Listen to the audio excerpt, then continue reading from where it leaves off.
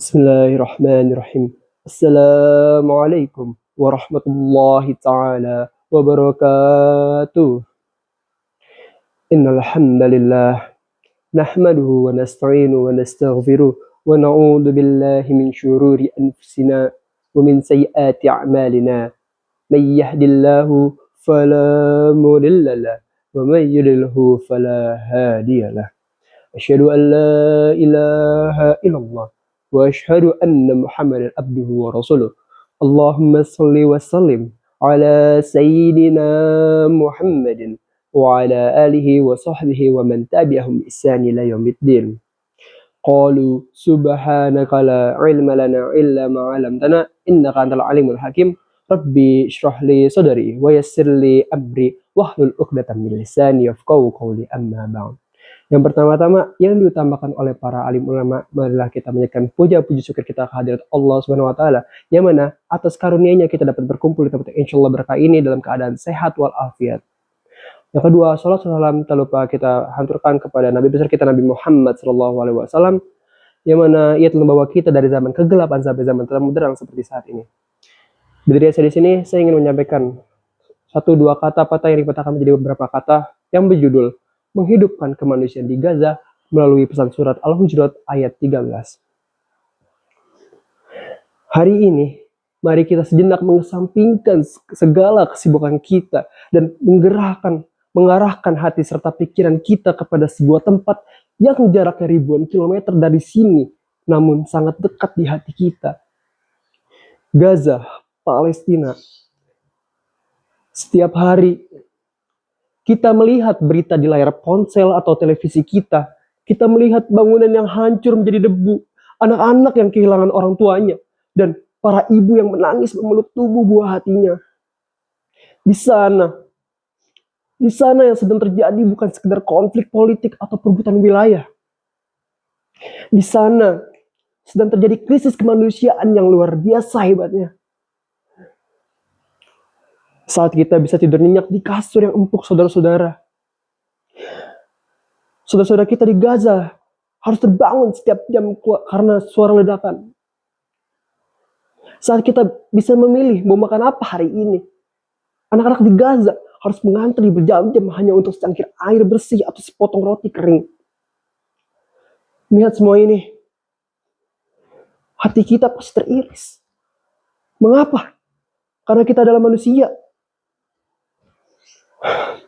Kehilangan rasa peduli terhadap Gaza berarti kita sedang kehilangan bagian terbesar dari kemanusiaan kita sendiri. Hadirin yang dirahmati Allah, jika kita bertanya, mengapa kita harus peduli kepada mereka? Padahal kita berbeda suku, bangsa, bahkan mungkin berbeda latar belakang. Jawabannya ada dalam kitab suci Al-Quran, yaitu dalam surat Al-Hujurat ayat 13. Allah SWT berfirman, A'udzubillahi minasyaitonirrajim. Bismillahirrahmanirrahim. Ya ayuhan nas, inna khalaqnakum min dzakarin aw unsa wa ja'alnakum syu'uban wa qabaila lita'arafu inna akramakum indallahi atqakum innallaha alimul khabir. Yang artinya, wahai manusia, sungguh kami telah menciptakan kamu dari seorang laki-laki dan seorang perempuan. Kemudian kami jadikan kamu berbangsa-bangsa dan bersuku-suku agar kalian saling mengenal. Sesungguhnya yang paling mulia di antara kamu di sisi Allah ialah orang yang paling bertakwa. Maka ayat ini mengingatkan kita akan satu hal yang sangat mendasar. Akar kita itu satu, sama. Kita semua berasal dari sumber yang satu.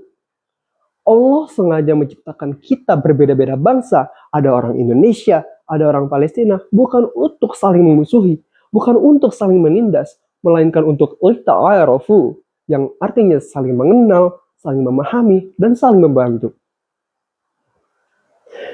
Teman-teman sekalian, mungkin kita berpikir, saya jauh dari Indonesia, saya bukan pemimpin dunia, saya tidak punya kuasa apa-apa. Apa yang bisa saya lakukan untuk Gaza, Palestina? Jangan pernah meremehkan hal kecil. Kita bisa melakukan 3 hal nyata. Yang pertama, gunakan suara kita. Kita harus berani speak up. Kita jangan pernah bosan untuk menyuarakan kebenaran. Kita harus memanfaatkan media sosial kita untuk menyebarkan fakta, bukan untuk mencari panggung, tapi agar dunia tahu bahwa kemanusiaan di Gaza tidak boleh dilupakan. Yang kedua, gunakan harta kita. Sisihkan sedikit rezeki kita melalui lembaga-lembaga kemanusiaan yang terpercaya untuk membantu makanan, obat-obatan, dan selimut hangat bagi mereka. Dan yang ketiga, gunakan doa kita. Doa ini adalah senjata terkuat orang beriman. Selipkan nama Gaza di setiap sujud dan doa malam kita. Memohon agar Allah SWT memberikan kekuatan, perlindungan, dan kemerdekaan bagi mereka. Sebagai penutup, mari kita ingat sebuah kalimat bijak. Untuk membela Gaza, kamu tidak perlu menjadi seorang muslim. Kamu hanya perlu menjadi seorang manusia. Mari kita hidupkan pesan surat Al-Hujurat ayat 13 dalam kehidupan sehari-hari. Mari kita lunturkan batasan suku dan batasan bangsa untuk merajut kembali tali kemanusiaan yang sedang terkoyak di Gaza. Semoga damai segera tercipta di tanah Palestina, dan semoga kita termasuk orang-orang yang dicatat Allah sebagai pembela kemanusiaan. Rabbighfir li wa liwalidayya warhamhuma kama rabbayani shaghira. Rabbana atina min ladunka rahmatan wa hayyi lana min amrina rashada. Rabbana atina fid dunya hasanah wa fil akhirati hasanah wa qina adzabannar. Wa sallallahu ala sayyidina Muhammadin wa ala alihi washabbihi wasallam. Alhamdulillahirabbil alamin. Terima kasih atas perhatiannya. Undur maqala wa la tanzur man qala. Wassalamualaikum warahmatullahi taala wabarakatuh.